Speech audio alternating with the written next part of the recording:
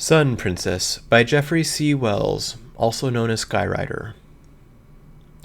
She had a name for herself. Her name was Faithful Student. This wasn't just how the Sun Princess referred to her, of course. The two did not speak quite the same language, after all. The Sun Princess's actual name for her faithful student was a quick series of low liquid yowls, which was honestly quite difficult to hear at a distance. Sometimes Faithful Student preferred it when the Sun Princess addressed her by merely whistling sharply. The high frequencies carried a little better over the hills. Why had she picked up the name Faithful Student? Well, it was at least a little obvious, wasn't it? Faithful Student was exceptionally, painfully faithful to her princess. And why be faithful to the Sun Princess particularly? Did Faithful Student need any reason beyond the fact that the Sun Princess was huge and strong and potent and wise beyond all measure? Beyond the fact that the Sun Princess deserved every scrap of her faithfulness?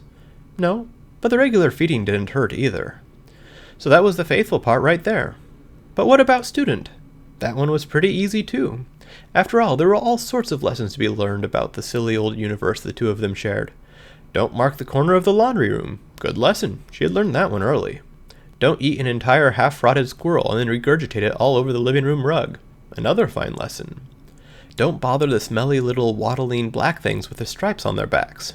Strictly speaking, the smelly little waddling black things had taught Faithful Student this message more or less directly, but the Sun Princess's obvious disappointment with her over the resulting situation, as well as the aggressive series of baths that had followed, had really hammered the lesson home. The derivation of the Sun Princess's name was obvious. She was high and warm and provided good things from above. Plus, to Faithful Student's eyes, the long hair that spilled out from under her sensible brown hat was the same color as the luminous ball overhead. She believed this could not possibly be a coincidence. Faithful Student had many responsibilities as the princess's, faithful student.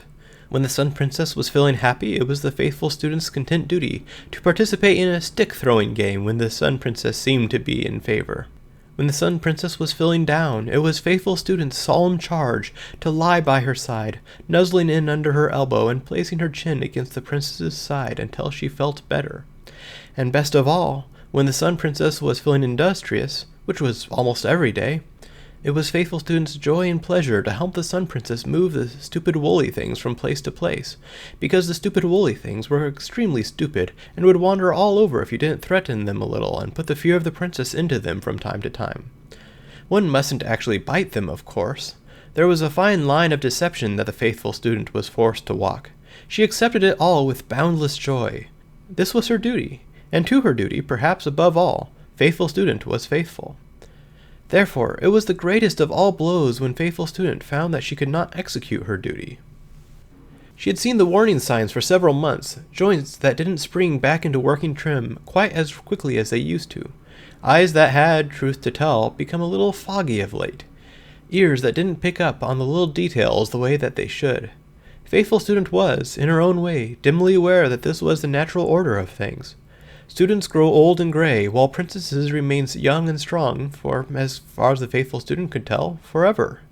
She knew that there was no sense in despairing about it, but Faithful Student despaired nonetheless. Not for her own sake, no. Faithful Student merely feared that there would come a day when the Sun Princess would whistle for her, and she would not be able to respond. One day, quite out of the blue, Faithful Student's gut decided that it didn't want to pack food away as nicely as it always had. The Sun Princess had responded with characteristic kindness by giving her food that was extra tasty, and while this worked for a while, and set the Faithful Student's tail to wagging in the process, it didn't work forever, and eventually the day came when she had to heave it all up again. Faithful Student expected to be scolded for having violated her carefully learned lessons about making messes in the house, but instead all she could perceive from the Sun Princess was a sort of deep sadness. Slowly, Faithful Student's gut began to feel absolutely wretched. This wasn't the sort of sickness she remembered from her youth. This was something much different. The Sun Princess eventually took her to see the ambiguous female in white coat who had lived in the clean, harsh-smelling place. Faithful Student was never certain what to make of this one. She alternatively petted Faithful Student and gave her painful pokes and pinches. Faithful Student found this to be untrustworthy behavior, but she did enjoy the petting. Faithful Student looked on from the table as the white-coated female and the Sun Princess had a long talk. Eventually, the Sun Princess got angry and started barking very loud. Then she made choking and howling sounds, and Faithful Student's uncompromised nose picked up on the distinct smell of despair. More than anything, Faithful Student wanted to get off the shiny table and comfort the Sun Princess, but she wasn't really filling up to the jump, or even the walk, for that matter. At this point, Faithful Student had pretty much come to the conclusion that the mere fact of leaving the harsh-smelling place wouldn't make her feel better this time. But she found herself hoping that the beautiful Sun Princess would at least start to perk up. Something about the harsh-smelling place had clearly upset her. It was not Faithful Student's lucky day. The Sun Princess remained as broken and as black-smelling as ever, even as the princess took her to the happiest place that Faithful Student could even think of, the sunny field where Sun Princess had first taught her the stick-throwing game. The field was warm, and the princess-like sun was high overhead, and the field was full of good smells and chaseable birds.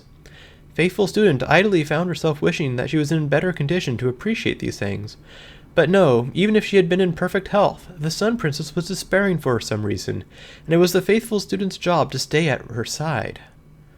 The princess set Faithful Student down in the sweet-smelling clovery grass of the field, laying her head across Faithful Student's back, and howled. Moisture dripped down from her big gray eyes, and the scent of her sorrow washed over Faithful Student as the princess spent her sadness into the grass and into Faithful Student's shaggy sides. Faithful Student wagged her tail, despite the fact that even this small of gesture made her hurt a little. "Don't worry, Sun Princess," she said. "I'm here. Whatever it is, I'll make it all better." She wasn't sure that this was true, but was nonetheless a necessary thing to say. There was a fine line of deception that Faithful Student was forced to walk. Time passed. The tears stopped, eventually. The Sun Princess held her Faithful Student close, as though she never wanted to let go. The warmth of the Sun Princess's body felt good to Faithful Student's aching belly, and gradually she found herself drifting off to sleep, clutched there in her princess's embrace. Sleep was good. Sleep made the pain go away.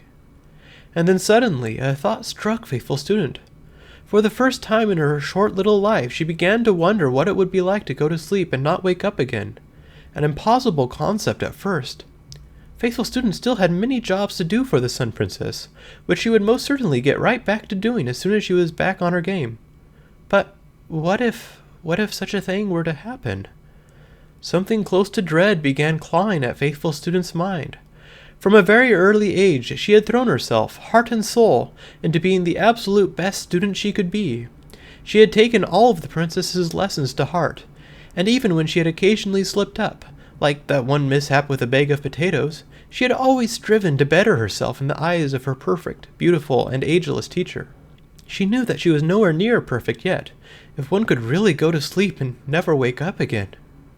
If she would, eventually and effectively, stop being her princess's faithful student. What had been the point of it all? What was the point of all of her lessons, all of the happy times that she and the princess had shared?